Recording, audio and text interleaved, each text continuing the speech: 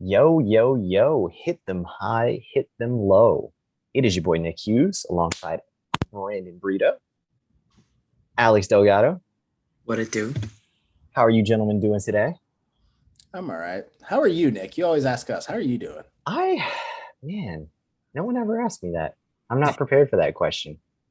Wow, this is this is a lot more than I had anticipated for today. I'm doing okay. Wedding's coming up, so that's happening. We're Right. going to be taking a nice little hiatus, so it was important for us to sort of pump out these two big, you know, league previews, if you will, ahead of the season. So with that being said, we can sort of hop right back into it. We're going to start in the American League East, and we're going to start with the defending champs of the AL East, the Tampa Bay Rays, and we're going to start this off on a fun one. For someone who is not a hardcore baseball fan, okay, how would you describe the Rays' success? Now, I don't know how you guys were feeling on this question when I sent it to you, but I have one ready to go. Like, If you oh, guys go would like ahead. me to lead, you Yeah. guys let me know how you feel about this. We're all big Dragon Ball Z fans, right? Yeah. Okay, so the Rays' success is essentially like if every year at the World Martial Arts Tournament, Krillin somehow won it. Like every year. Like Goku's there. Vegeta's there. Piccolo's there. Heck, sometimes there's bad guys. There was the whole Majin saga where like the bad dudes were in the no matter what, somehow Krillin is taking this thing. You don't know how, you don't know what move he's gonna pull out. You just know at the end of the day it's going to be Krillin. Like at least in the top two. And I it like makes that. no sense to anyone. That's a great No, answer. I feel you. I would have to I, put it towards the Rays' success is like the Arby's chain. How are they still around? Who's buying them? We don't know, but they still can't afford to pay somebody $16 to $20 an hour to go slice some meats They and have the give you meats. some curly fries. I mean, oh man, that was go good. out of business. I've never seen an Arby's go out of business. Would this be a bad time to mention the fact that our first sponsor was lined up to be Arby's? Sponsor, hopefully sponsor. Yep, Say the that Tampa Bay that success one didn't work would out. be closely related to how Arby's has been successful. Huh. Well, you guys have very interesting analogies. I'm gonna be the boring guy for this question and just Oh, talk boo. about their success. I would basically say it's just you take the A plus students coming out of college, Silver Cheney. I'll make it cool. Any financial institute, you get those kids that have really good grades, their freshman year, and they're like, oh, I want to work in finance. So you have the Goldmans, Morgan Stanleys, and all those big name finance companies. They're like, all right, you guys look really smart. We're gonna invest in you for really cheap, bring you on board, have you for 4 years of an internship program here. Then that way, by the time you're working for us, we have the cream of the crop. We're paying you close to nothing. And at the end of the day, you're keeping us on top of the group. That's not bad. I'm so sorry. I love that you said you were going to make it fun and then made it a finance thing. I know. And I was gonna be the boring guy. I was going to say halfway through, you really turned it around, and I was like, wow, this is going to be something. And then he made it finance, and then like three people in the chat are popping off right now. Finance is fun. Finance is fun. Oh man. All right. Speaking of a relatively fun team that me and Alex are not allowed to root for, the Boston Red Sox finished second in the division last year and still have a pretty good team. My question is, for the Red Sox to win the division this year, blank has to be their best player. Alex, why don't you lead this one off? I guess. I mean, I hate talking about the Red Sox more than I hate talking about the Mets. I don't like to mention Red Sox in any conversation that I'm in besides, hey, Yankees beat the Red Sox. That's fair. I would have to say Chris Sale has to be their best player. Without a doubt, hands down. I mean, I already know going into the season he's injured. Coming off of that injury, he needs to be the best player that Red Sox signed him for. So far, I don't think he's come up to what they've expected from him. So injuries played a lot in that. But yeah, no, I agree. yeah. So I would have to say Chris Sale is probably would have to be the big reason why they would win. I want to piggyback off that because I was going to say instead of best player, I was going to say insert starting pitching name here because of the entire starting pitching rotation. They need to be the best they can be. Their defense is sustainable, but they clearly have a problem with their starting pitching. But specifically, like you said, Chris Sale, it's last 2 years have been a dud for him. I mean, it's been because of injuries, unfortunately, but he needs to get back on the horse and do really well. But yeah, that's my take on it. I mean, they lost Rodriguez, they lost Ottavino, so yeah, no, that's the thing is this is a team, and this is a unanimous one here. I had Chris Sale because the way I look at it is this is a very, very sort of shallow rotation. We talked about some of the deeper ones in the National League. This is a very shallow rotation. You have I guess a perennial sure thing in Nathan Eovaldi taking the bump behind him, but right now he's scheduled to be the opening day starter. After that, you got to, Rich Hill is probably going to make a lot of starts at what is he now, like 50? Guaranteed +4 ERA, guaranteed. Oh, for sure. But that's the thing is, so you need your ace to be an ace. If you can get by, I think, to a certain degree on the strength of, they have a very nice defense, particularly up the middle. Xander Bogaerts, Trevor Story, Kike, Jackie Bradley's back. But ultimately, this is a team that needs pitching, and it doesn't feel like they have the prospect capital to go out and get someone new.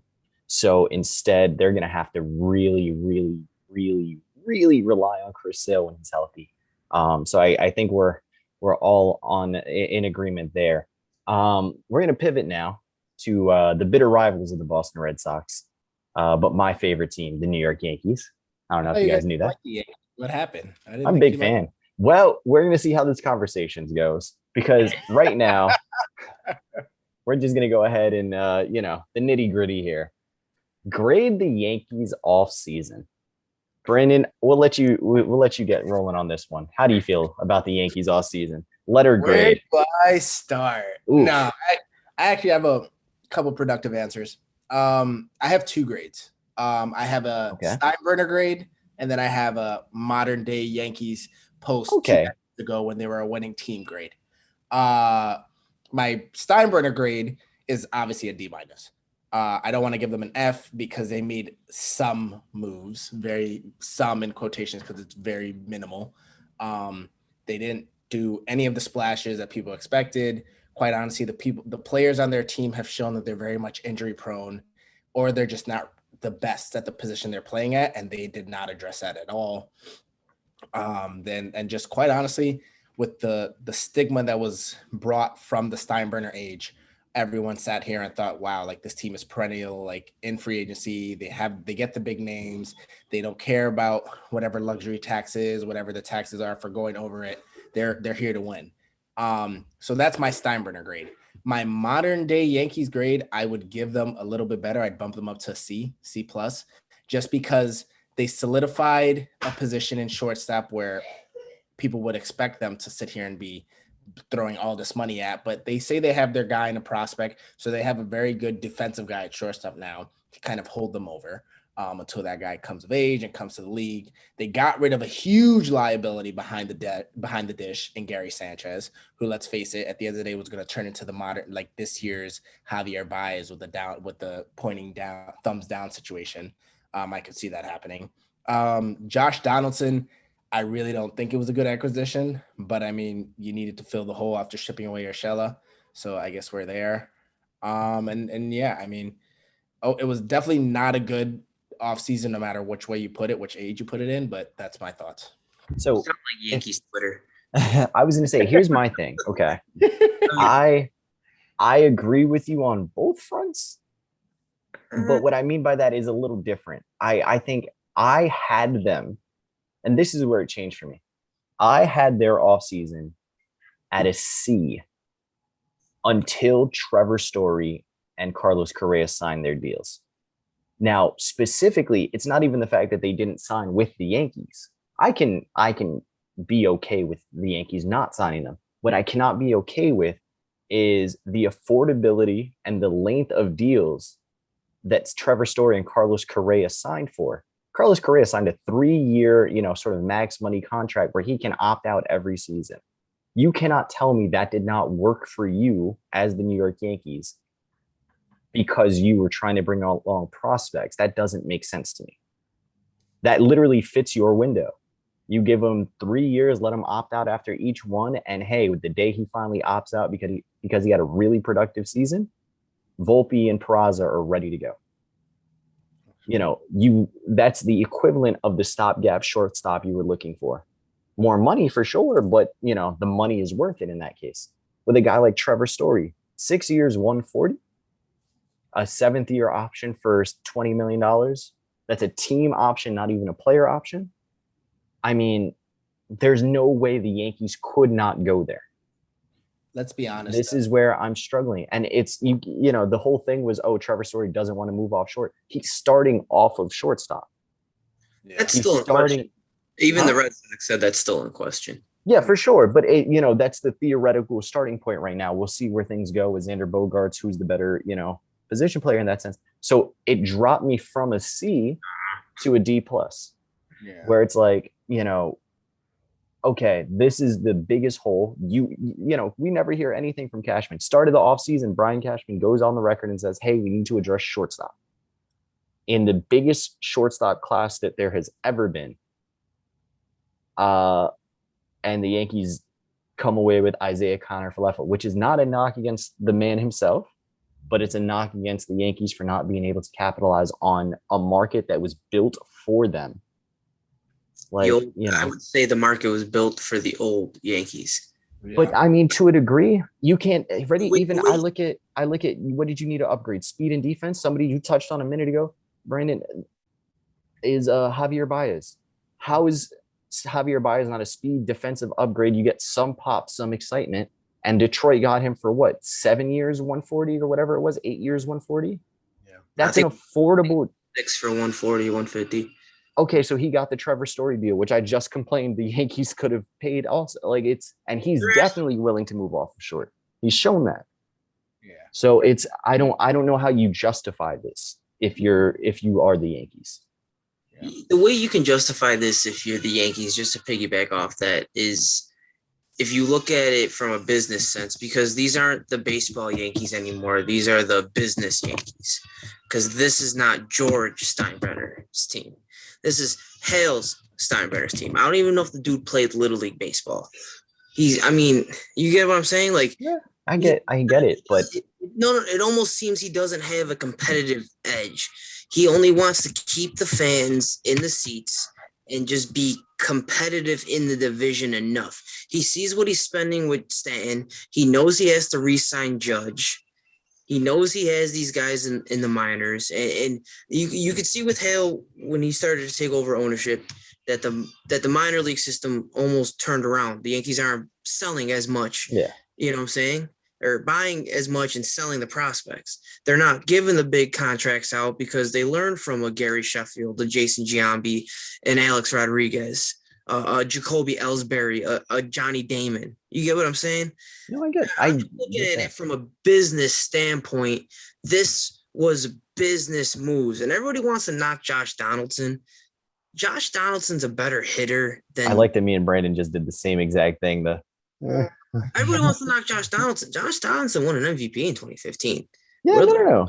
I agree with you. Come close to that, but Josh Donaldson also is not a bad glove at third base. No, not by any means. Almost equivalent to 7 years ago. Gio Urshela. I'm just saying, everybody wants to knock for sure. I think the harder thing for me to justify, honestly, is the fact that the Yankees, yes, they could have spent money on shortstop. Yes, they could have spent money on a center fielder. Yes. See, my biggest issue, I give them a D just for the fact that, okay, you made this deal for Kiner-Falefa and Josh Donaldson. I would have given them a B or close to an A if they landed Freeman. They could have landed Freeman and turned this whole thing around and not given up prospects. You could still traded Voit.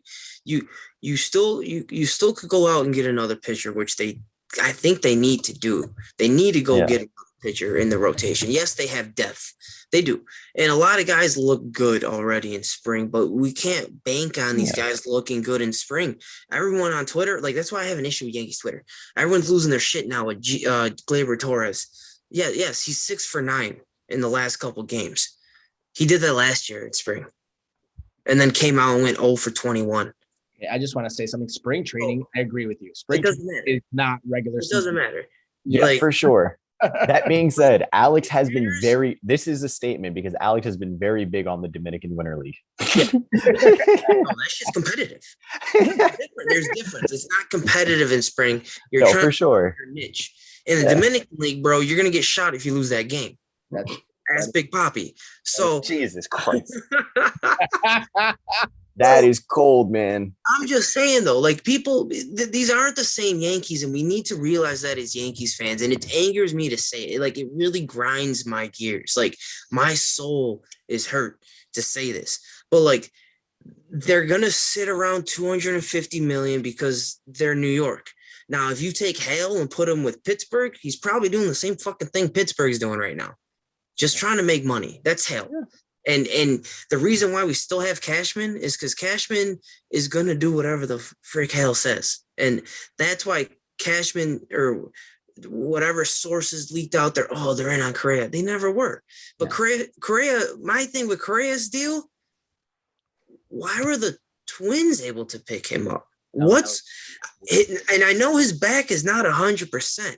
So why wouldn't the Twins, if they're trying to come back, why wouldn't they give him a 6-year deal? You get what I'm saying? I think it started. I think multiple opt-outs. I think the thing there becomes more of that was the way the Twins got him. They gave him what he was looking for, a chance to, we hear the term in NBA talks all the time is maximize the earning potential. Yeah. It's the reason, these NBA superstars have opt-outs every other year or whatever it is. But it's this idea that, hey, Carlos Correa, the market that everyone thought would be there for him, went to Corey Seager immediately. Yep. And that 10-year 325 never materialized for Correa. Yeah. The big spenders took themselves out of it too quick. I do want to say something, though.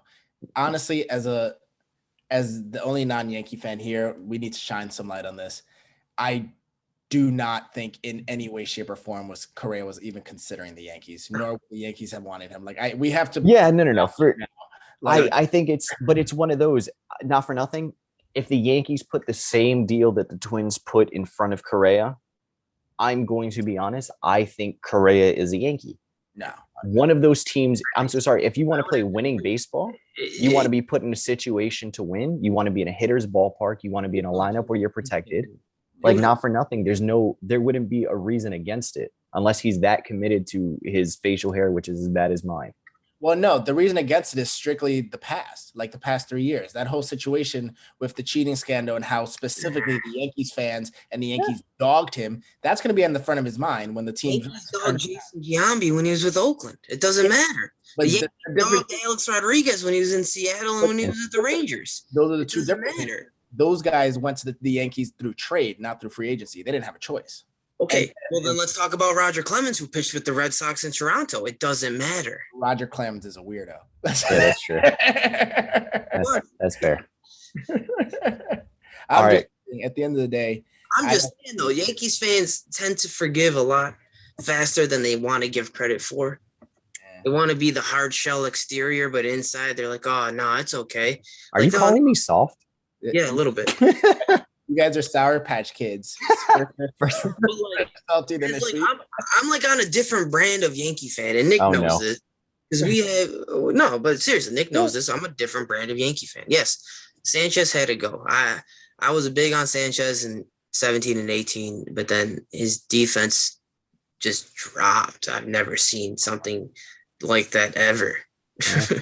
And it could have been because they lost a very good bench coach and first base coach in Tony Pena. I mean, he was a very good catcher himself. And he kind of kept Gary in line a little bit. Yeah. I get it. So, and that's the thing is, and I will say we got to pivot here because we could do me and Alex could sit here and do an hour on the Yankees. And maybe we will one day. But for right now, I'm we'll just pivot. discussing Alex, the the final. organization. What's the final grade? Uh, I would have to say C minus because they freed up a little money to give it to Okay. Judge. So, well, Optimism. I was gonna say if that doesn't get done, then it's a full No, F. I mean they made some big moves. You got to look. They brought in Ender Inciarte, who probably will make the team. I mean, they signed a Marwin That's not Gonzalez so that Oswaldo Peraza can actually play every day in the minors until he can come up, and then they'll DF. Then they'll designate Gonzalez for assignment. No, So, for sure. I mean, That's the thing is the Yankees have options. There's the depth there. I think what it ultimately comes down to is in the eyes of not just Yankee fans, but I think what we're all getting at here is in the eyes of baseball fans as a whole, you expect a certain brand of, Yankees baseball, which is the superstars, the overpaying, the get your guy no matter what the cost is.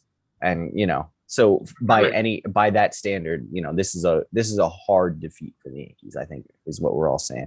So we're gonna move on to games. So it's like, well, here's the thing. We're gonna move on to a team in the Toronto Blue Jays who finished a game behind the Yankees last year. Yep. 91 win season. Okay. So 91 win season, they finished fourth in the division and missed the playoffs. Now, this season, had that happened, mind you, with the 12-team playoff structure now, 6 teams in each, the Blue Jays would have been in the playoffs, and it would have been 4 out of 5 AL East teams in the playoffs. So here's my question for you. Blue Jays won 91, where it was not enough to get it done last year. What is the winning mark this year for a team to win the American League East? I would say to win the American League East, you need to win 95 games. Okay. And most of that has to happen because this year you need to win in your division this year. You can't go out and get swept by the Orioles or the Blue Jays or the Rays. I mean, you got to win series. It's okay if you drop 1 out of 2 or 1 out of. So here's my question for you. In years past, we've seen teams like because I agree with you. I have my number at 95. Like that was my 95 was the number for me. And in years past, we've seen, the Yankees, Rays, Red Sox all accumulate 100-win seasons. Mm-hmm. Hell, we've seen the Yankees accumulate 100-win season and not win the division in 2019. Mm-hmm. So, or I'm sorry, I believe that was 2018. Mm-hmm. But, I look at it now though and say the difference for me, at least between past and present, is this isn't a 3-team division anymore. This isn't a 2-team division. This is a 4-team hoss, 4 guys slugging it out. And again, this is the last year, is what you touched on, where they're going to have to play interdivisional games much more than they will ever have to again. Mm-hmm. And I look at it and I say these teams are going to pick each other apart. Oh, yeah. If we're seeing good baseball in the AL East, we're seeing, some 500 records between the Yankees and the Red Sox, the Rays and the Blue Jays. Hell, and the Orioles, for as much as we rag on them as the sort of 5th guy in this division, last year they were no slouch against the other teams in the division. They finished with a 2 games under 500 against AL East opponents. Mm-hmm. So, I look at it and I say this is a division where people are just going to throw haymakers. We're not going to have the top seed in the AL bracket of the playoffs coming out of the East at this point. So, with that, I'll turn it over to you, Brandon. What's your number here? I'm a little higher than you guys. I will say, I think around the 91 to 95 range will get them into the playoffs with the playoffs, no matter what. Yeah. But I think at the end of the day, they need to pull off some Dodger-esque plus 100 wins. Yeah. I think. Well, that work for the Dodgers. Yeah. Well, they got 1 championship out of it. But no, I think at the end of the day, they need to pull off 100+ seasons because of the reason you just mentioned. There are so many teams within that division fighting. Yeah. And you have to just go into it thinking every other team that's fighting from such a strong division is trying to maximize the easy win games as much as possible because they need at the end of the day, and every game matters. All right, so we're going to move on to the Baltimore Orioles, who I touched on a second ago. And my question for you guys with the Orioles, they have a few nice players. A guy like Trey Mancini, I look at is almost a like locked to get moved ahead of the deadline. All right. So there are three guys though who have team control for a sizable amount of time still, in John Means, Cedric Mullen, and Austin Hayes. What is the likelihood for you guys that all three end the season with the Baltimore Orioles? All three end the season? Yes. I would throw a 20 on it. That they would, like or they 20% that they will. Like I would go You to would MG. bet that all three are staying in Baltimore. I would put a 20 on it. Okay. Yeah, I would see. I see it as Baltimore needs to try to stay competitive somewhat, and these guys will help them. I can see these guys possibly moving next year in the winter meetings or next year by the deadline. Mm. Yeah. Just this year with the what I'm saying, with the way the schedule is going to be, I think they'll keep them. I think if anybody does go, I think it's going to be Mullins, just because of the need for center field in a lot of places. See, here's my thing is I actually thought the asking price for Mullins, I think he's of the sort of the big guys, the Reynolds, the Marte, the Mullins. I look at Mullins as the least likely to get moved because the Orioles are going to wait. They're going to see what the market is. They want to see what Reynolds gets. They want to see what Marte gets.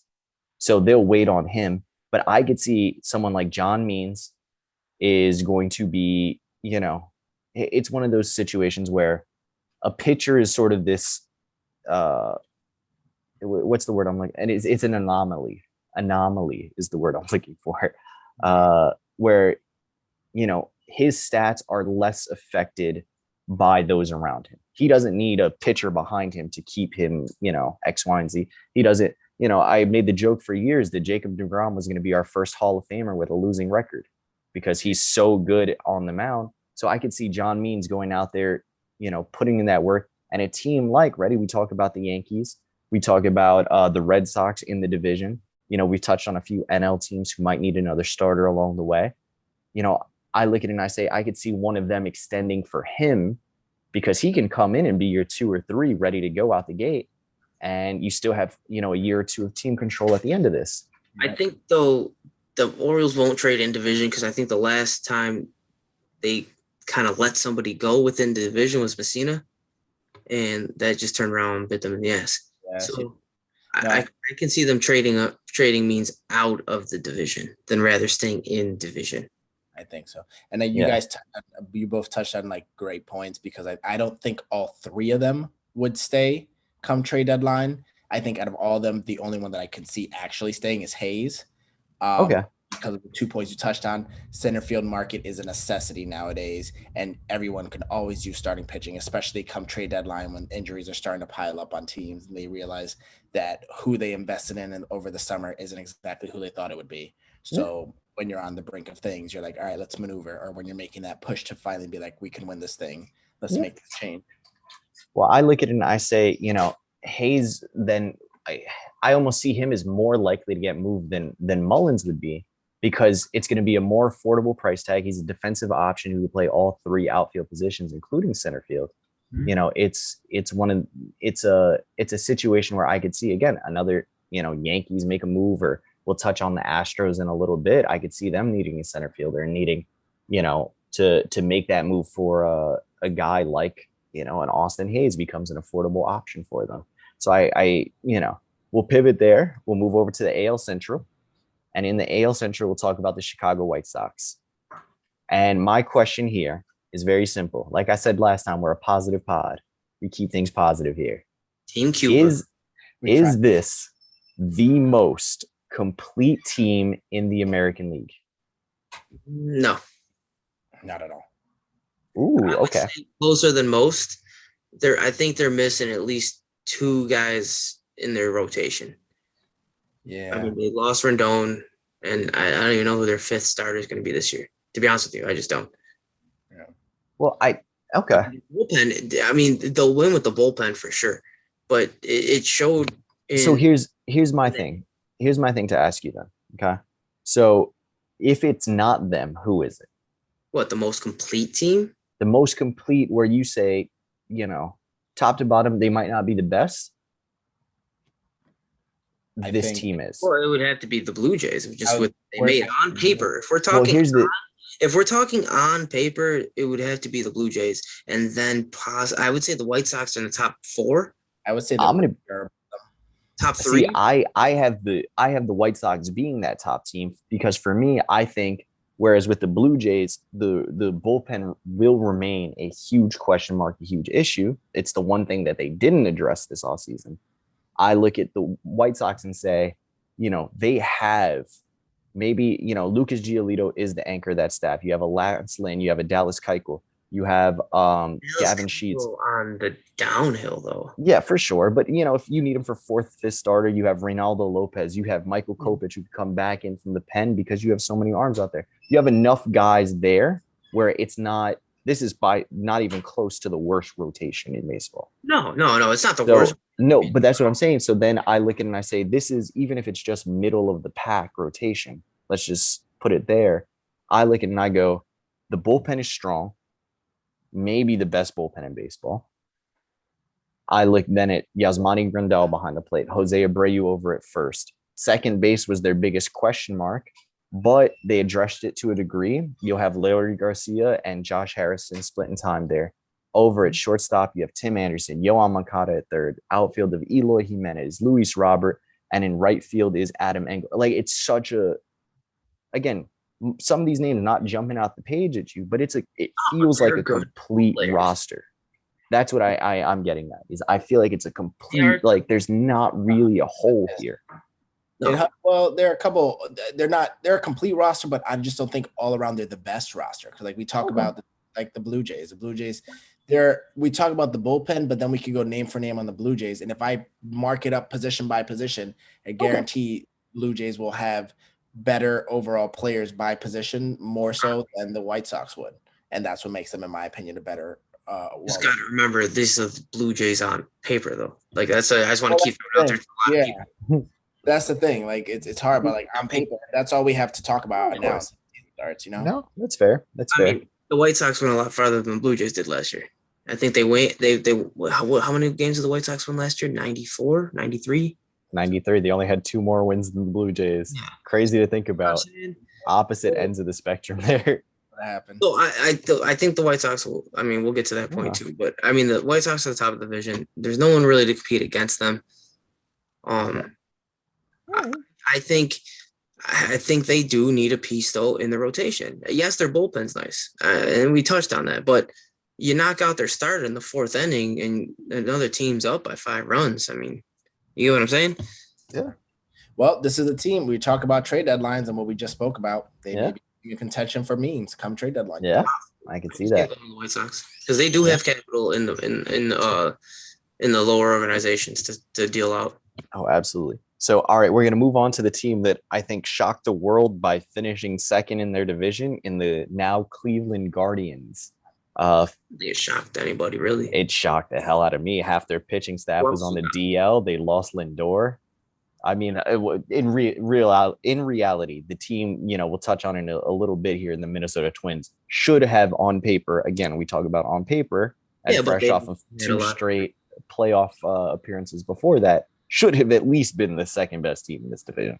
But we'll get to them in a little bit. So the Cleveland Guardians, they have, we could talk about where's Jose Ramirez going. We could talk about, will Ahmed Rosario get traded this year, all the rotation guys.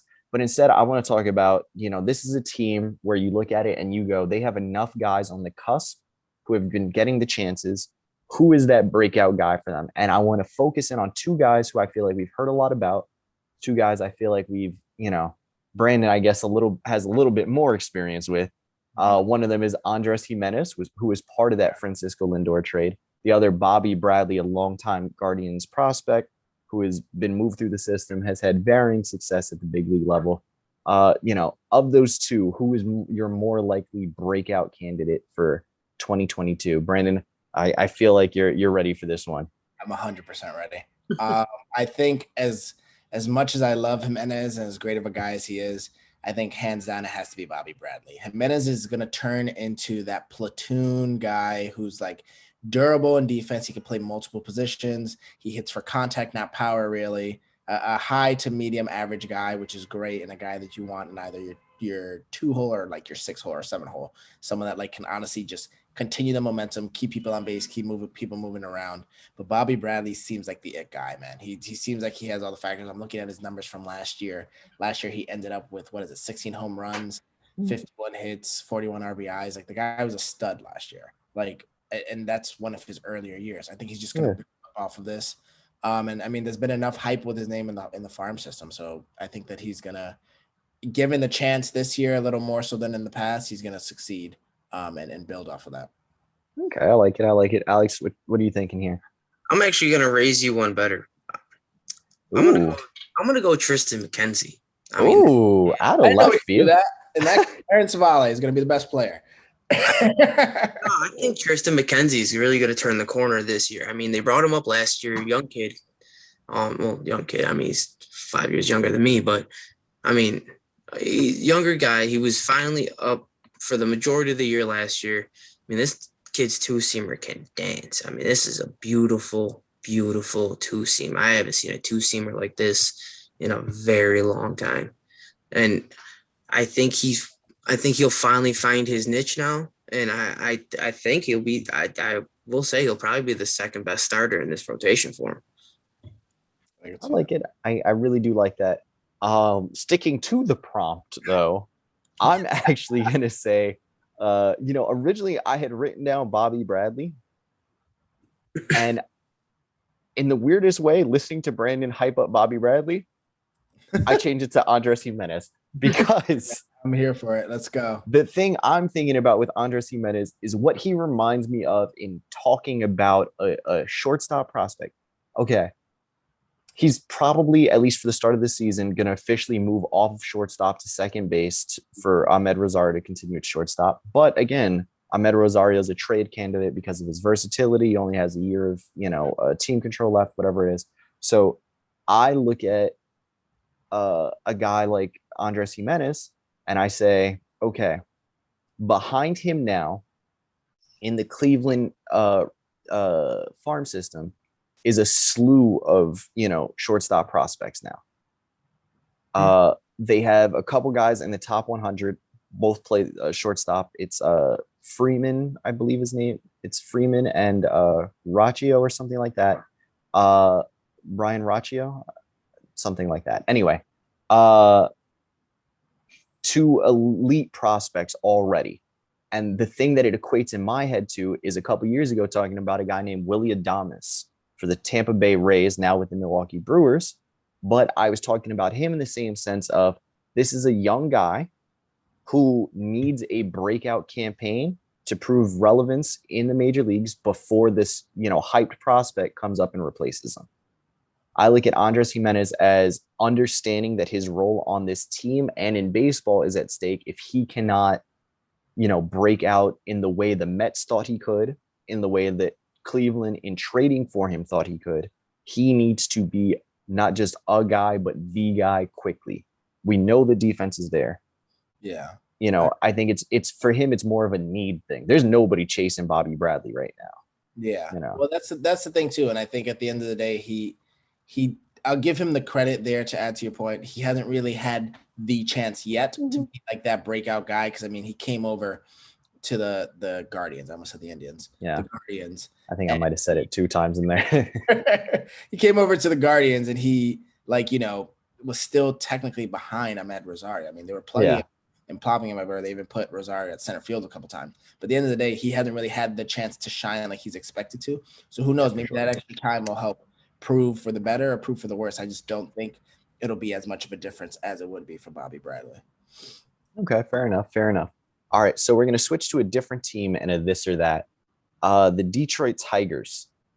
They have 2 of the likely, I guess you could say, Rookie of the Year candidates on a team who, at least before the Twins started going crazy with their spending, or their moves, I should say, I look at, the Tigers, and we were saying this might be the second best team in this division.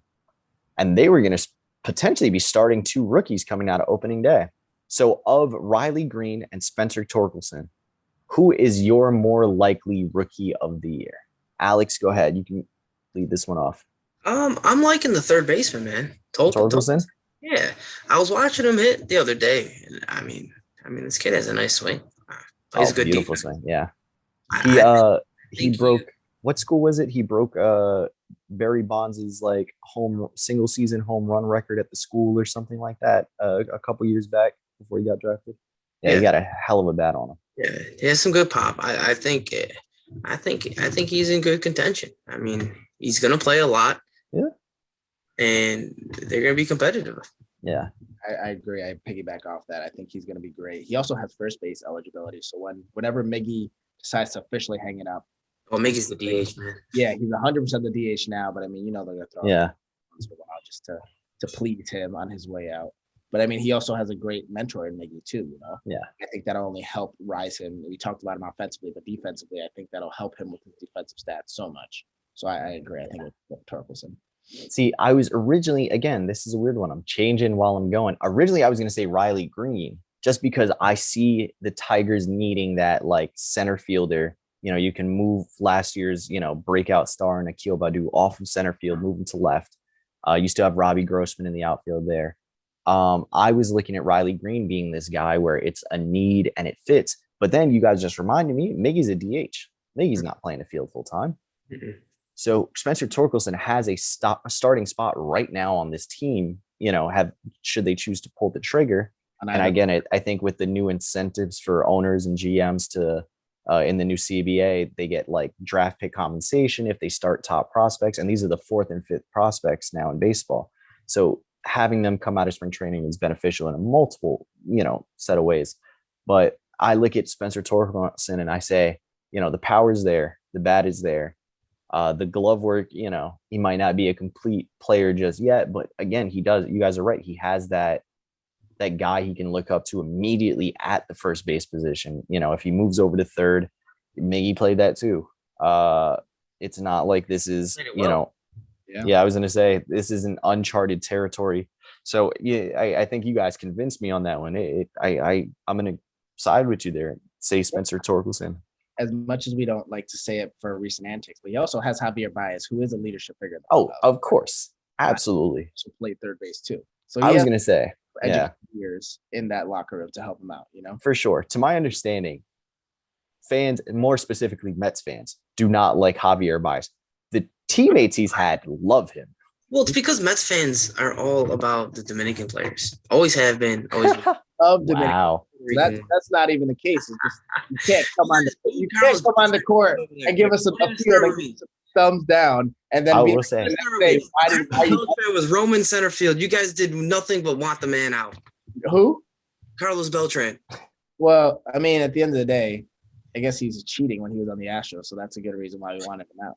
I don't get it. He's playing center field for you. What do you mean? He didn't start cheating until he was an Astro. One of the best switch hitters to ever grace the game. Hey, man, he was cheating. No one can like him. I mean, Yankee fans are shitting on him too, but that's where we're at, right? All right, so we're going to pivot now. We're going to go to the Kansas City Royals, who have been sort of the forgotten man in this division somehow, despite the fact that they were the most recent success story. So with the Royals, this is a team who I think is in a confusing middle ground. They got some good young prospects. They're also at a point now, though, where for a small market team, they have guys who are pretty soon hitting free agent eligibility, will likely be leaving the team regardless. So these are guys we look at typically at a time like this and say they're trade candidates. They're almost definitively going to get moved by the deadline. So I'm going to start here, and I'm going to say the first player from the Kansas City Royals to be traded pre-deadline will be Adalberto Mondesi, formerly known as Raul Mondesi Jr. The man, one is just a track star playing baseball.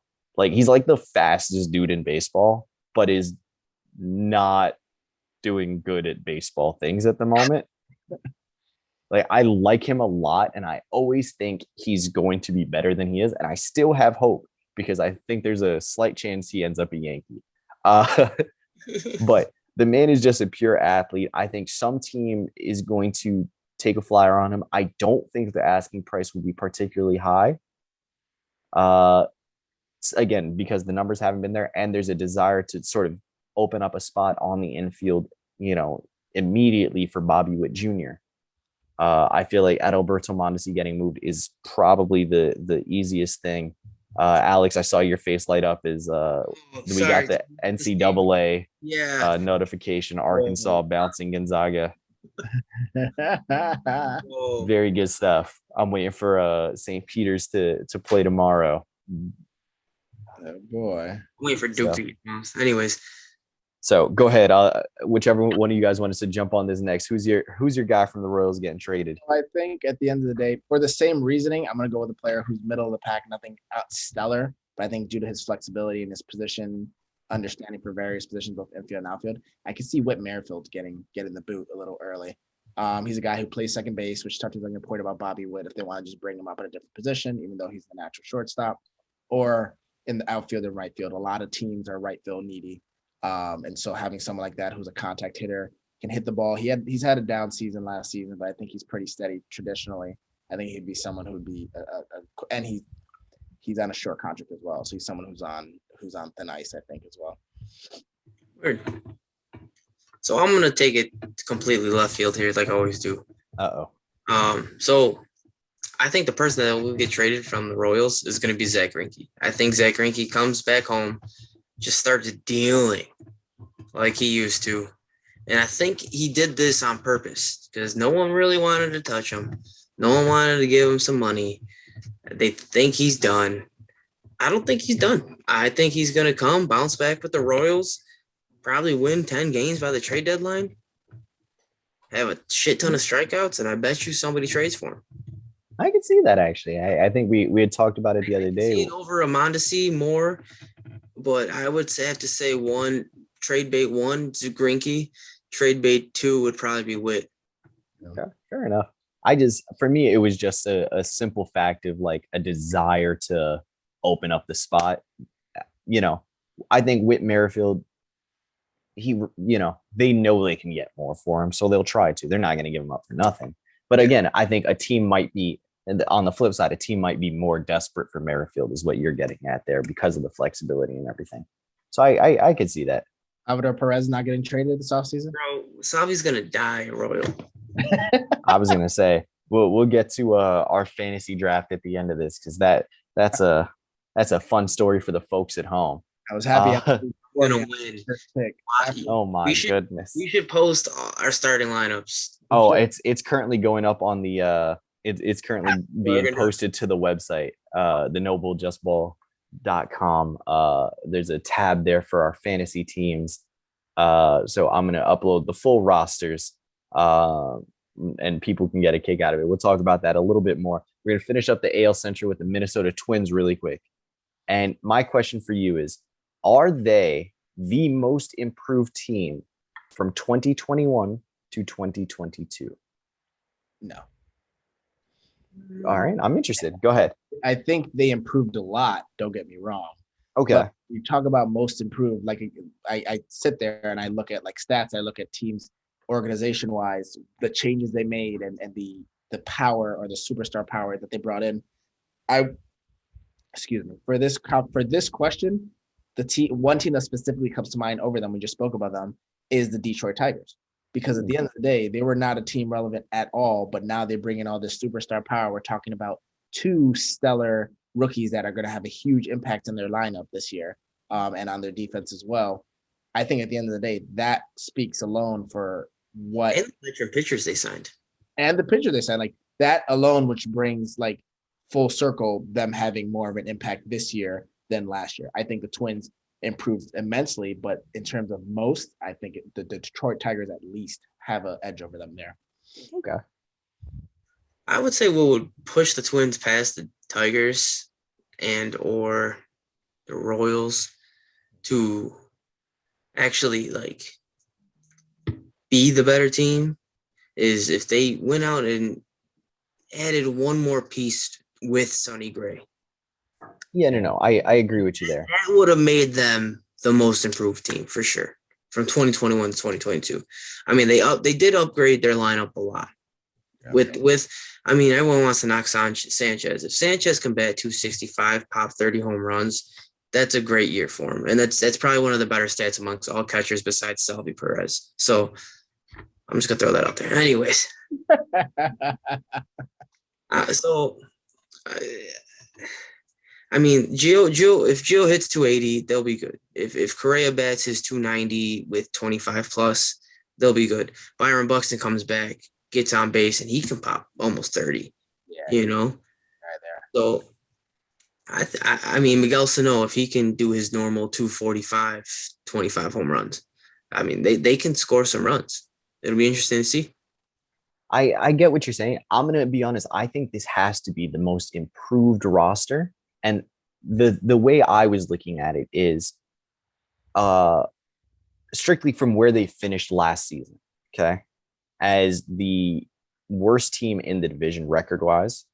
And again, there's a certain element of they played below their standing. Again, there's a lot of injury, a lot of stuff going on. Injuries, no pitching. Yeah. And well, now they literally have no pitching. But Sonny Gray is their ace. You have Randy Dobnak, and I think that's it. Yeah. And eventually Michael Pineda will end up here.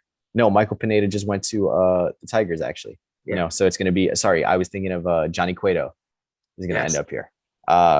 But I'm looking at the Twins and going, okay, so from last place in the division, you know, I think there's in my head, I'm saying, I think the additions they made this year make them better than the Tigers currently.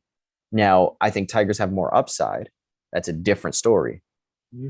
But I think they jumped 3 teams in the division overnight. You know, if you fell asleep on the last day of the season last year, woke up first day of the season this year, I think the most startling change in roster makeup, you know, I think it will be hard for any team to catch the White Sox right now in this division. Oh yeah. However, I look at it and I say, you know, the team that, if any, is in the White Sox's head this season will be different. I think it's the Twins. So for that reason, I'm saying they took the biggest step forward year to year.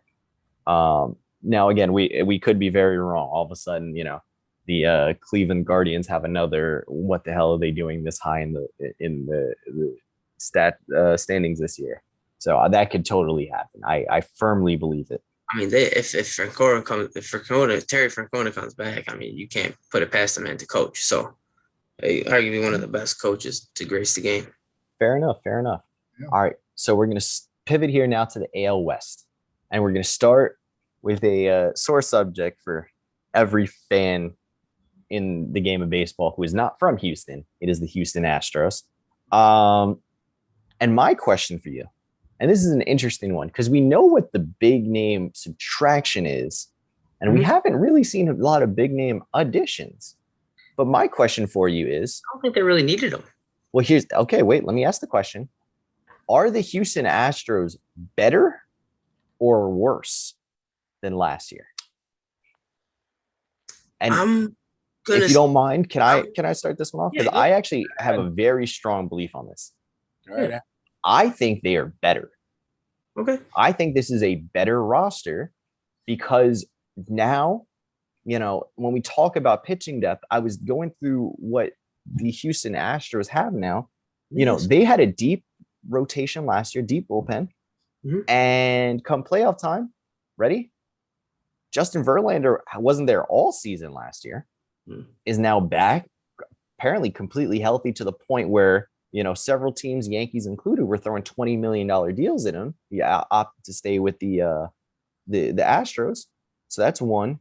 Number two, I look at it and I go, Lance McCullers Jr., a perennial sleeper Cy Young guy, is back with them yet again. He's healthy, ideally for a full season this year. You know, you're returning so many guys from injury. Alex Bregman is more likely to be the Bregman of years past than he is the Bregman of last year. I think you have enough talent. You know, obviously Carlos Correa is a superstar. It is always hard to, you know, sort of fill a hole that a superstar leaves. But I think from a defensive standpoint, the Astros can plug and play guys. You know, they have enough prospects coming up the pipeline. You have Aledmys Diaz, who's not a bad major leaguer by any stretch. And then you have enough offense around everyone or around that shortstop spot where you could bat that thing ninth and, you still have one of the better lineups in the American League. So for me, I say they got better just because the pitching, while it doesn't look like they made any flashy additions, the pitching got better. Yeah. Like just by guys getting healthy, they really took a step forward. And it's a testament to, I guess, the organization and what they already had. But for me, they're better. So I'll let you guys attack this one now. I think. I mean, technically, they technically got worse because only the fact that they lost the offensive power in Korea. But I mean, as a team, I don't think, like, when I say they got worse, it wasn't by like milestones, in my opinion. It's by like, okay, 0.1. They went down, up, nothing like crazy. Like I was willing to say that they stood even keel, in my opinion. I will say I think I agree with your point about just having a great defensive mindset at shortstop, because you don't need the offensive power anymore because you have so much offense around him. Just have someone who could just rock out at shortstop, hold down the fort there at such a premier position, and just let the rest of the offense do their work and do what they got to do. The players are a lot more defined in the positions that they're supposed to hold and the duties they're supposed to have on the day out places. As nice as it is for position flexibility, it's good to hear and see so many people can move around. But at the same time, knowing I'm coming to work today, my job is to play third base. That's all I'm going to do, and I'm going to rock out on offense. It helps with the psyche going into a day-to-day game, But I mean, I'm going to say technically they got worse by not. It's no fault or nothing crazy, but that's just by losing Korea, like by default, and that by not making any major additions, by default, I have to say worse. Okay, fair enough. All right, Alex, where are you at with this? They're still the Astros. Exactly, Still the Astros. I mean, they didn't get worse. They didn't get better.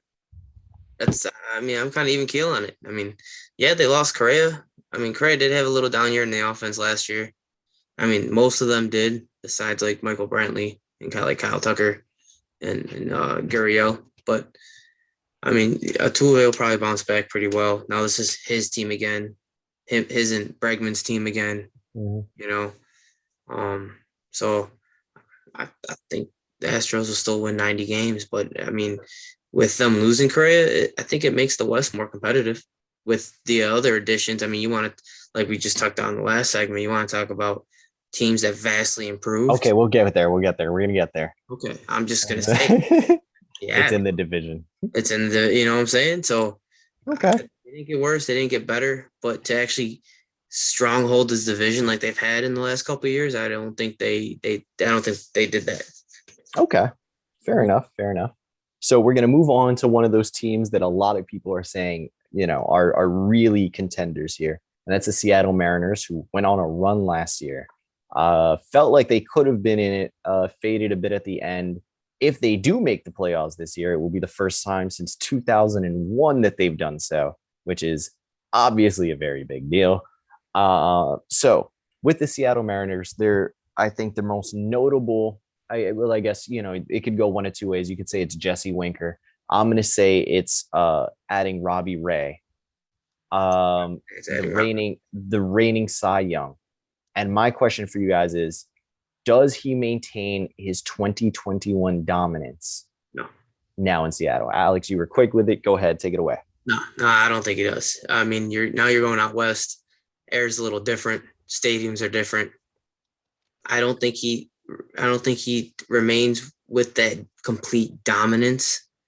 I'm not saying he had a fluke year for the Cy Young, but you tend to see that happen sometimes. You win the Cy Young, arm's a little tired when you come back the next season. I don't think his fastball will be as lively. I think he will get tattooed early on when he's first with Seattle, and then he'll have a bounce back summer because the weather's going to get nicer. See, I mean, we got to remember, Seattle's cold in April. Seattle's cold in September. I know they play in a dome, but still.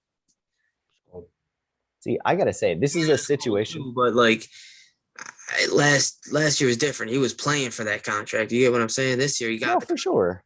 It was like when Paxton came to the Yankees. So, I mean, now you have two good lefties out there. You got some good young pitching that's behind them. Yeah. I don't think he's going to have the Cy Young year, but I think it's enough for them to get into the playoffs. I gotta say it. This has a familiar situation that I know all too well. Written over it. Few years back, if we can remember, we had a guy by the name of R.A. Dickey. Did amazing on the Mets. Had a Cy Young year. Next year, free agency comes. Where does he decide to go? No, wasn't that a trade? He gets traded to the Blue Jays. Trade, but it was like he won, and then he used that to ship him off and get pieces for it. But he goes somewhere else, and you never heard that man's name in a positive sentence ever again. And I see this writing on the wall. Well, I mean, yeah, that's a cool thing to say. But other than that, nothing positive came out of it. Other than, hey, remember when R.A. Dickey won the Cy Young Award that year in 2012? I see this exactly being the same play out for Robbie Ray, a man who was decent for some of his beginning years, had an amazing breakout year out of legit nowhere, and then I just see it all crashing down, unfortunately.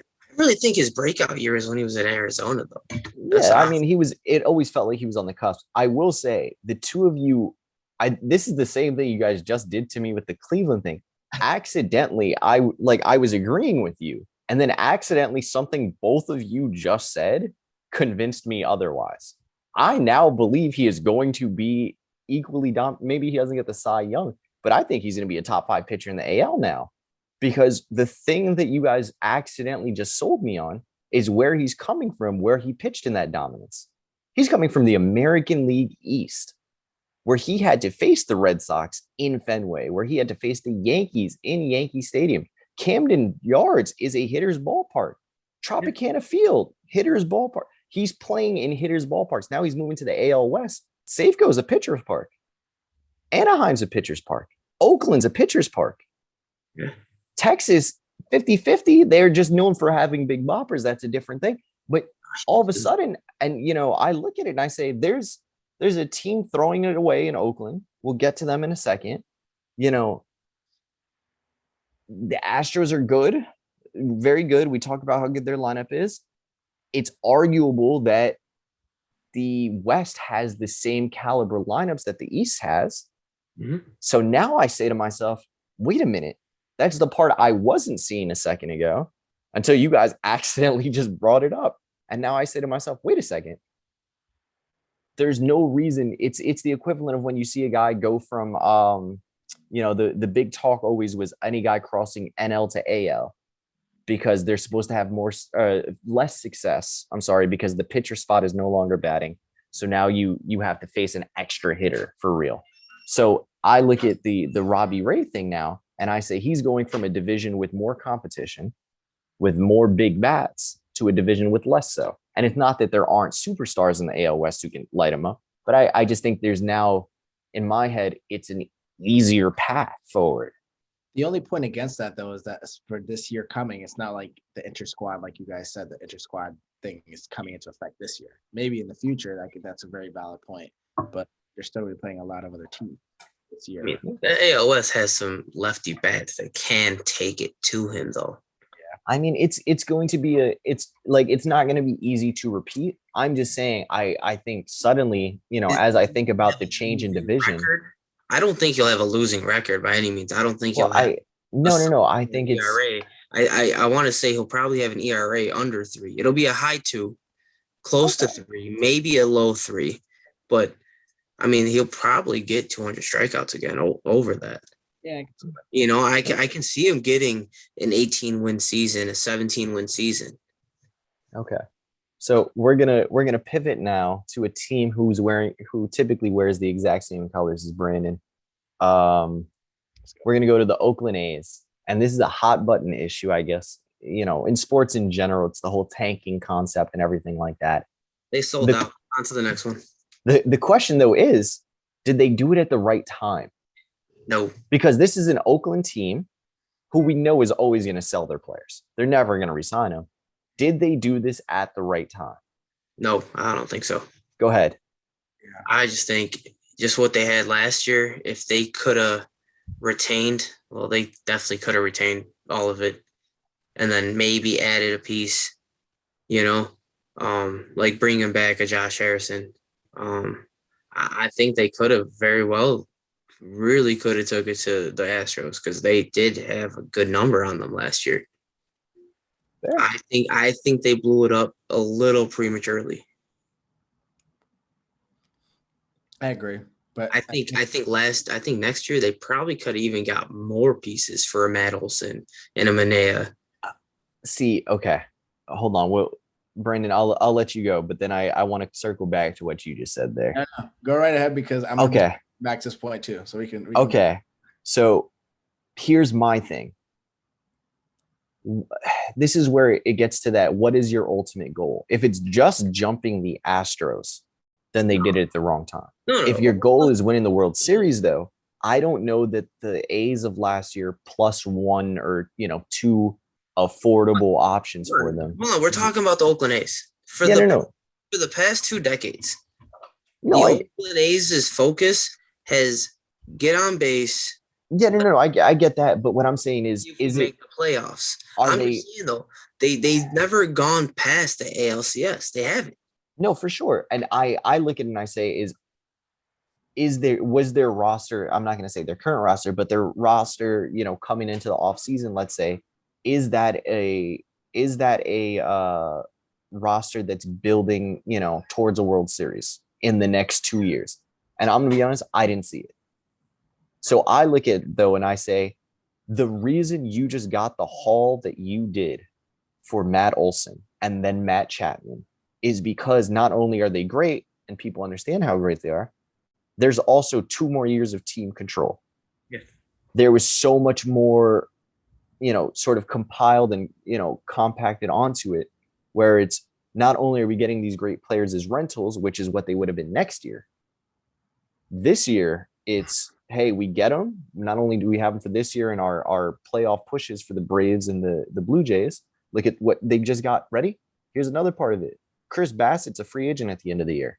Mm-hmm. Sean Manaea, free agent at the end of the year. So these are assets. The only guy who's left on that team who wouldn't be, or 2 guys I guess there's 3 now who are tradable assets or whatever, is Sean Murphy, the catcher, Frankie Montas, the pitcher, and Ramon Laureano, the center fielder. All guys who likely I think won't end up on the Oakland A's by the end of the year. But I look at it and I say, these are guys who, their peak value, if you will, in terms of what you're getting back in. If you're going full on, we want prospects mode, our window is now 5 years from now. Like, they did it right. They got the most that they possibly could, understanding that they were never going to spend more than what they already had. They had to hit a reset, and I think they hit it at the right time. Yeah. I mean, to touch base, the question is, at the end of the day, did they do it at the right time? The answer straight up no, like you guys have both said out. We'll unanimously agree there. But, the A's are notorious for doing these ridiculous moves at the absolute wrong time because, like you said, Nick, they're trying to maximize the value for their players. We all read the book or saw the movie Moneyball. That depicted a real life scenario with the Oakland A's where they made it a couple years far into the playoffs, and then just because they realized how expensive it was going to be to retain these players, shipping everybody off. Some to Boston, to continue the song analogy. Haha, there we go. But at the end of the day, they shipped all these players off, and they constantly keep doing that because they try to maximize their value. At the end of the day, they're a team who's like, we're going to make sure our prospects are amazing while they're under control. The second we got to pay them, we're going to get rid of them. And if you're drafted to Oakland, I would only love it because it's like, if I'm a superstar, I can get to go wherever I want, when I want. Yeah, no. I agree with, and that's the thing is, I look at it and I say, eventually Oakland is going to have how do I put this? They're going to have that like Miami, or at the time, Florida Marlins style, like miracle run where we don't understand. And they're just shuffling prospects until they get that, hitting at the right time. And the other part to talk about is, it's something you guys touched on, is there are teams in this division who took big leaps. Yep. If Oakland had retained, and I think this is another part to consider, are they still leaps and grounds the most likely to catch the Astros in the division anymore? We talked about a Seattle team a minute ago who also just, made leaps, and their young players are getting better. We're going to get to the Angels in a second. We're going to get to the Rangers after that. So this is another tightly competitive division. They maybe weren't the lock to leapfrog the Astros that we once thought they might have been. So it's definitely interesting for me. And we're going to talk now about the Angels. And with the Angels, the question is quite simple. Who is the best player on the Los Angeles Angels of Anaheim? You want an answer? Yeah, somebody lead us off. I mean, it has to be obvious. He's been the best player for the past, I don't know how many years now. Take it away. Say what we all know. Okay. People want to say Ohtani this, Ohtani that. No. I don't know. The Angels, if the Angels want to be good, Ohtani should be their 5th best player, to be honest with you. Agreed. For this Angels team to succeed, it needs to start with Trout and then piggyback on Rendon. Sorry, yes, it needs to piggyback off Rendon. That's where it needs to go. I like that. Yep. I think. All right, since we're all kind of in agreement on this Trout thing, like, because I will say Brandon said it immediately. He was doing the whole amen and all that stuff, and I'm sitting here nodding my head knowing I was going to say Trout also. But here's my question then, to pose it slightly different. So obviously we know the hype Ohtani is getting. Okay. Mm-hmm. Let's say Ohtani, I think it's hard to project him, and this is going to break my heart because I just took him number 1 overall in fantasy, which we'll touch on in a minute.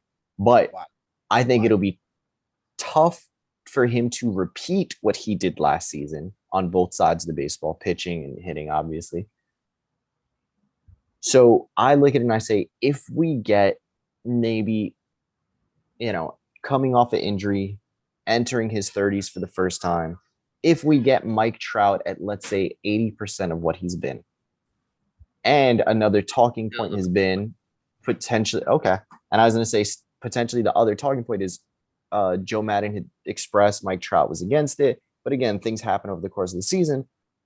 If Mike Trout gets moved off of center field permanently by year's end, let's say, he's now your left fielder. Okay. They said right field, but yeah. Or right field, is he like where it's the positional value has now diminished also? Now, what is your take on it? Still the best right fielder in the league. Still the same. Okay. Well, sorry. It's a little harder because right field will then get a lot competitive. It's like when they moved Ken Griffey from center field to right field. I'm sorry. He's the best athlete out there, the best chance to win you a game. You're just moving him from center to right so you can save his legs for another 6 years. Hands down, I agree wholeheartedly. I think at the end of the day, if we're going to talk specifically, because the fan favorite is obviously Ohtani, we're going to see a lot in the comments there. But when you look comparison over year value, Ohtani's had one amazing superstar year to date. Mike Trout has consistently produced, and the only thing is not televised. Like, people are more shocked when Mike Trout is not doing well. Yeah. And that's a lot of value. That's when it gets televised. If you're not getting televised when you're consistently day in, day out and rocking the league, being hands down the best player in baseball, like rocking out in and out, like that speaks a lot towards how great you actually are. People would rather talk about your downfall than how great you are. And I think at the end of the day, Trout is literally proving that he is the heart and soul of this team. He's the ultimate leader on this team, and he's definitely the best player on this team. I love Ohtani because he takes off that fan enigma and the fans wanting to having to appease the fans is the Ohtani's route, which helps Trout focus more on the game of baseball, which clearly he's a silent winner, a lot of superstars in the league, which is great. And I think it's obvious. Okay, fair enough. So we're going to pivot now.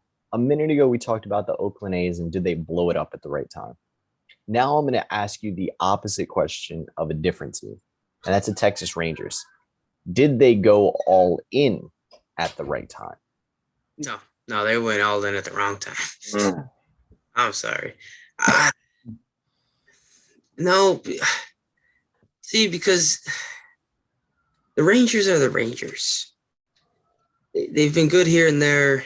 Yes, it's been 6, 7, 8 years since they went to the World Series, right?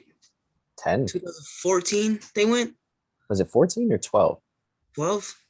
I don't remember. Anyways, Yeah. you get what I'm saying, though? Yeah. Maybe they. I wouldn't say they did this at the right time.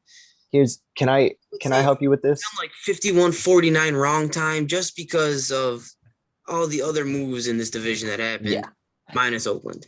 See, to help you out here. The Angels are the Mets of this division. Let's just put it that way. Wow. That's actually not a horrible comparison. The Angels, yes, the Angels are not a bad. the Angels will be in first place until the All-Star break. No. It'll completely explode. First of all, the Dodgers are going to be in first place the entire time. The Mets are going to take it away. They may not be in first place until. This is the American League, sir. We're talking about the Angels. You're the one who brought up the Mets. I don't know what you're talking about. I was making a simile here. I don't know. Those are like the Mets. I don't know. This is a very bad connection. We're talking about the American League here. Okay, ready? Here's my thing. The Rangers still need pitching to do it. For sure. I don't disagree with that. They have good young talent with some good, I guess now you could say, veterans of the league. Yeah. For sure. Here's my thing, specifically with the Rangers. This is the wrong time. But I will say it is not their fault. No. And what I mean by that is the Texas Rangers, to make a different simile, are very similar to their neighbors in a different sport, the Dallas Mavericks. They have been trying to lure a superstar to Texas forever. Mm-hmm. They have never not been trying to get a superstar addition to be the highlight. Ready? They just opened up a new ballpark 2 years ago. Mm-hmm. They wanted a superstar before that.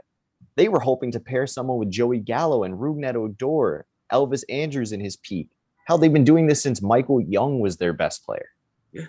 This is a team who has always been trying to get that superstar addition that they have not added since Alex Rodriguez. And we saw that one. Yeah, for sure. But that's what I'm saying is they've never not been trying to do this. It finally came to fruition at the weirdest possible time when, and I'm going to extend beyond just the AL West. I feel like in what we've talked about with the American League, what we talked about, earlier this week with the National League, there's a weird, and I think we could point to any number of reasons why this is happening. Rules within the CBA, ownership just, trying to circumvent the system and get favorable rulings for the CBA, whatever you want to blame it on. There are more teams going for it, it feels like, right now in Major League Baseball than there has been in a very long time. There's a much higher competitive feel. It feels like more teams are in it, or at least believe themselves to be in it, so they're making moves accordingly. I think the Rangers are just a victim of circumstance where guys finally decided they wanted to play in Texas at the worst possible time. I honestly blame the San Francisco Giants for this. Because for what the San Francisco Giants were able to do last year, and I think it took a lot of competitive teams with owners that are like, well, hey, if the Giants can do this with good coaching and a good farm system and just piecing a player here or there together, they can win 102 games. Maybe we can win at least 95. Fair enough. I blame the San Francisco Giants for this. That everyone's trying to piggyback off, the Giants' success. Like, hey, maybe we can be successful too. So I'm going to take a different approach to the answer to this question. Okay. And go against the popular opinion, even though it's very valid points. I'm going to say no, they did not do this at the wrong time. Oh, okay. Because of the fact that to build a championship contender, to build a team of relevancy, and especially with the money that they spent trying to lure fans to watch a team play baseball, they had to stay competitive. You see all these other teams going out of their way, signing big name free agents, adding the pieces that they're missing. Then you have the Rangers, who don't want to look like the Pirates, who don't want to look like the Diamondbacks, who are like, we genuinely do want to contend. They've never once made it seem that they're not trying to contend. They've just had shit luck in the past. Yeah. They're looking at this team now. We're going to build a team that at the very least builds the foundational aspect that makes us appealing to future free agents, appealing to people that want to get traded, appealing for the next 2-3 years when maybe we actually have some studs in the farm system that'll come up and complete the roster that we need and leave that 1 or 2 other pieces. I think they did exactly what they need to do at the right time.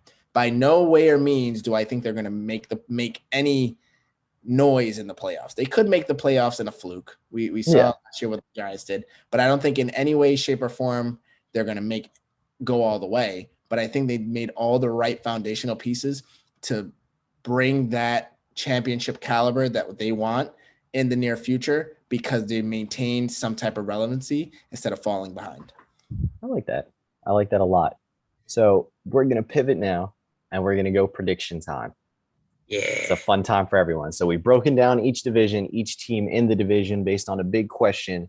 And now, I mean, we're going to get right into it. And what many people, I think, regardless of your fandom at this point, it's widely considered, and I hope it lives up to expectation, to be the most hotly contended division in baseball in recent memory. Brandon, I didn't like that chuckle. Do you disagree? Hey, man, let's just stick to the script. I was going to say, I feel, it's 4 teams, maybe 3.5, who could really win this thing in the AL East. This is fun. So, all right, Brandon, you seem like you have a fun answer for this one. No, I want to hear the Yankee fans. We know it's not going to be the Yankees. So what do you guys say? I'll go. No, let me start this off. In the words of Aaron Hicks, have some fuck you. The Yankees are going to win the East. Oh, boy, here we go. No, I'm being serious. This attitude that you see around this team right now, have some fuck you. I like it. Off the R2C2 podcast, have some fuck you.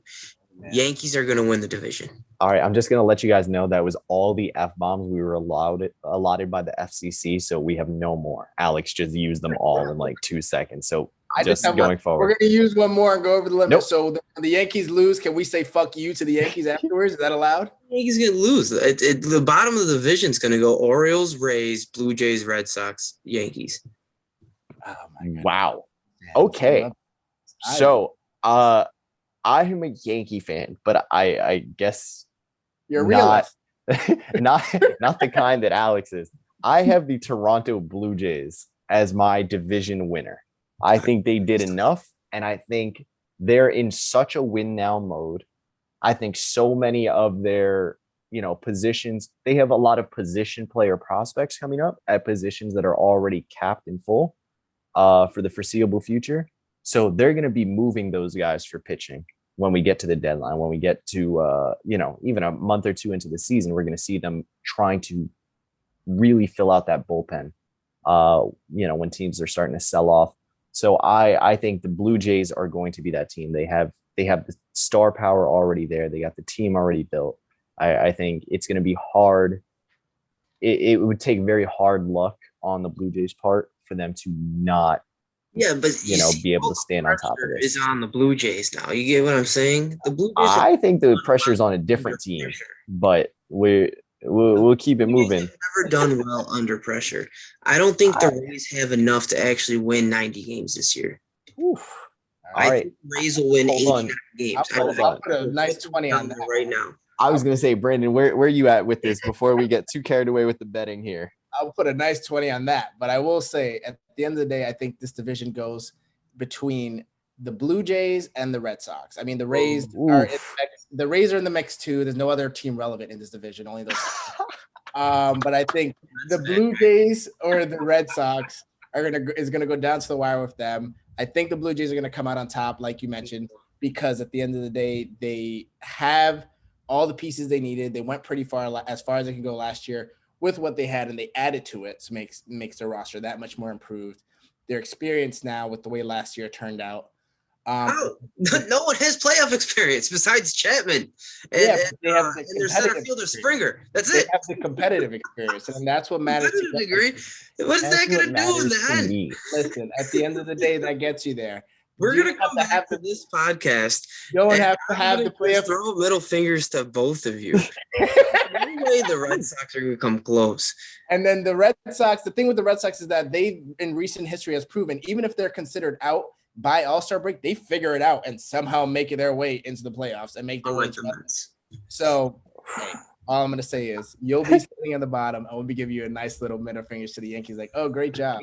There's no way the Yankees are going to finish. Yankees have been relevant 2 decades ago. We got to get over that story. That's it. It's over. So I'm pretty sure at this point, like our podcast is definitely getting the parental advisory sticker when I post this thing.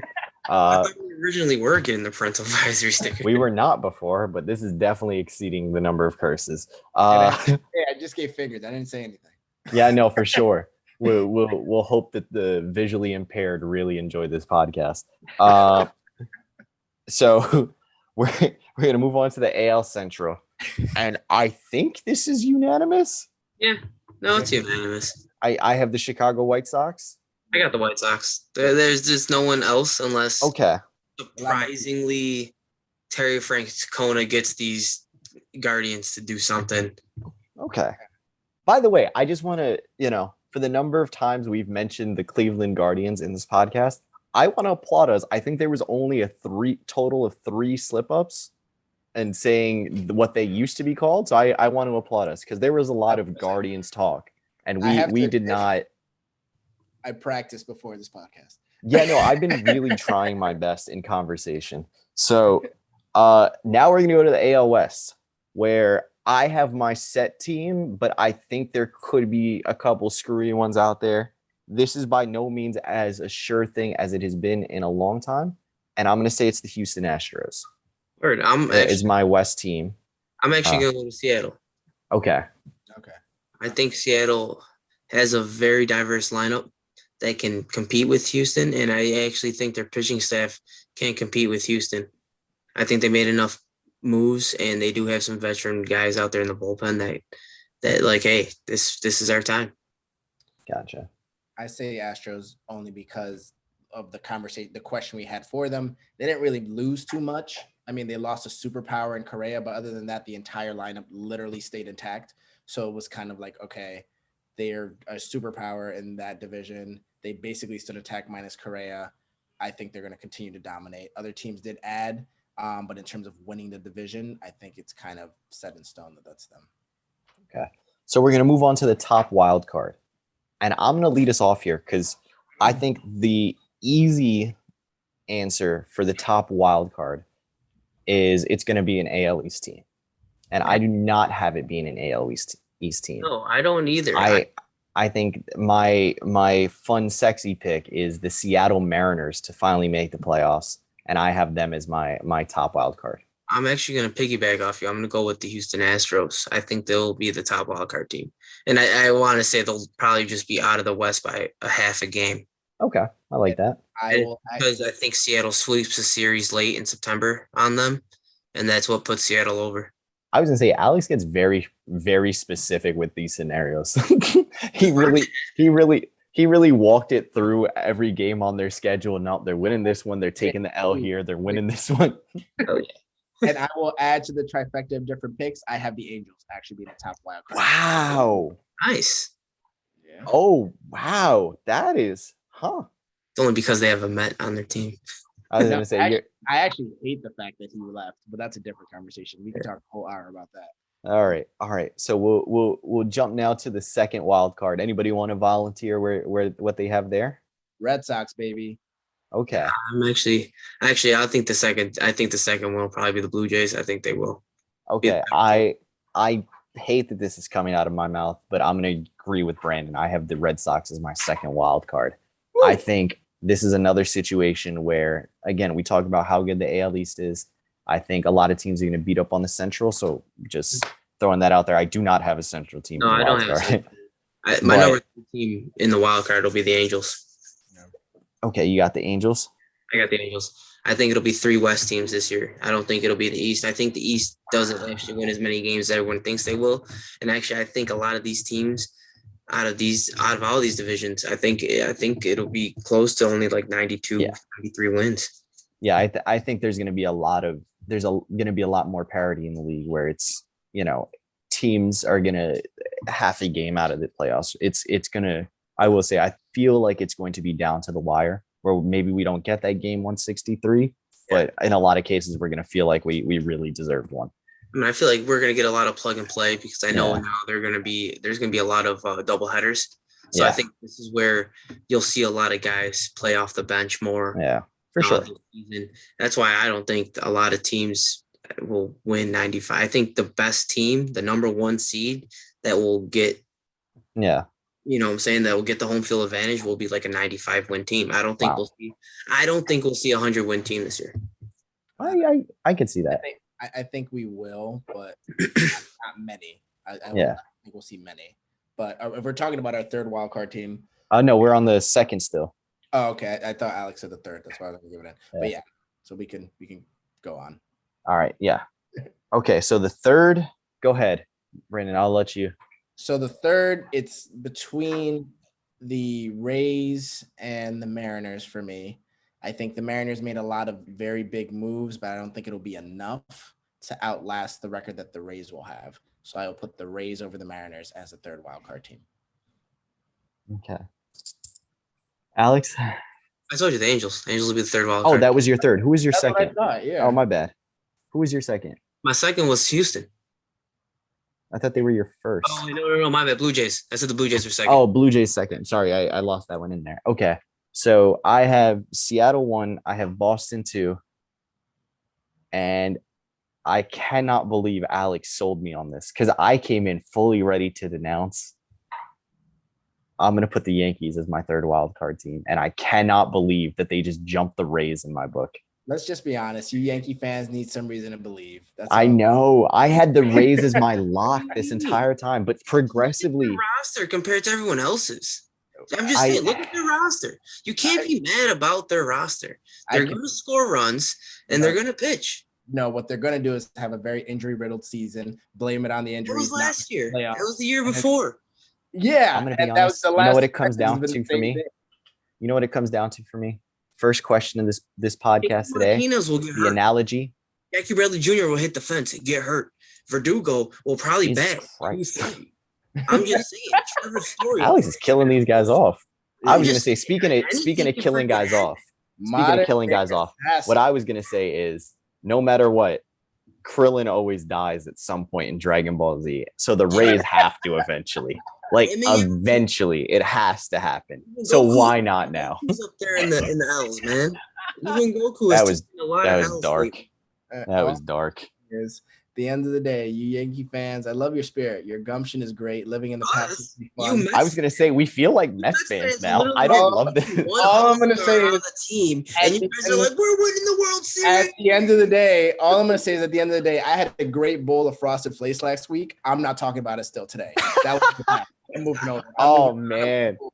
Oh no. We've still made more playoff appearances than you have. More World Series appearances than you guys have. Man. All right. Last 10 years. So we're gonna go quick through this next. We're gonna go quick through this next part. All right. We're gonna go MVP of the American League. Brandon, start us off. Who you got? Ah, shit. This is a hard one. I didn't want to go first for this one. All right, we can come back to you. Alex, go ahead. Yeah, I'll go. I think it'll come down to two people. I think it'll come down to Mike Trout and Aaron Judge, to be honest with you. Okay. The reason the Yankees will win the East is Aaron Judge. I think Aaron Judge will go off. I want to say it'll be a close vote. Aaron Judge, Mike Trout. Okay. So you have Judge eking him out? No, I have Mike Trout eking out Judge. Sorry. Okay. Sorry, Judge. Fair enough. But I think Mike Trout will have an MVP season this year. Okay. I also Mike Trout will. I think the added injury season, because I think he kind of prolonged that injury. It wasn't as bad as he made it out to be, because he was really just trying to make sure he was 100%, and unfortunately never got there. I think that extra time off really will help with his health this year, and I think he will try to keep the MVP on the Angels. See, I have two guys who have not been MVPs. I have a battle between two young guys in the American League East. I have Vladimir Guerrero Jr. and Rafael Devers. Okay. And I think this is tough because I'm really struggling on which way this goes. I think I'm going to go Vlad, and I think he gets the nod just for the team being better. I have them as my division winner. So they'll be a slightly better team. So I think in that sort of tiebreaker in my head, it goes to Vlad. So I that's where I'm going this way. Cy Young. Uh, I have a strong belief that we're going to see a Shane Bieber bounce back this year. Yes. So I think 2020, even though it was a shortened season, could not be a fluke. I think he bounces back. I think Cleveland needs to pin their hopes on something. And for me, it'll be Shane Bieber. I actually am going to go with the bounce back player myself. I'm going to give it to Chris Sale. I'm going to sit wow on him. I'm going to sit here and think at the end of the day, he's going to bounce back. He's had an injury riddle season. He needs to prove his point. I'm going to stick to that mantra we had for the Red Sox for a second. Yeah, that's fair. Player that needs to do amazing. If Chris Sale needs to be outer worldly this year, and if he is the Cy Young winner, he needs to win at that point, I think the Cy Young will come out of the AL Central. If it's not Shane Bieber, I think it'll be Lucas Giolito. Okay. Interesting. I like that. All right. I like that a lot. We're going to move to Rookie of the Year right now. We touched on a couple of guys. I have my Rookie of the Year also in the Central, but neither of the guys from the Tigers. I'm actually going to go Joe Ryan of the Minnesota Twins. Nice. I feel like we saw a couple of starts, a couple of outings from him last year with the Twins. The Twins need pitching, so he's going to get a lot of opportunities. I like the stuff that he has. I feel like I think he's 23, 24, so he's not exactly, young, baseball young, I should say. He has some time under his belt. They obviously like him an awful lot.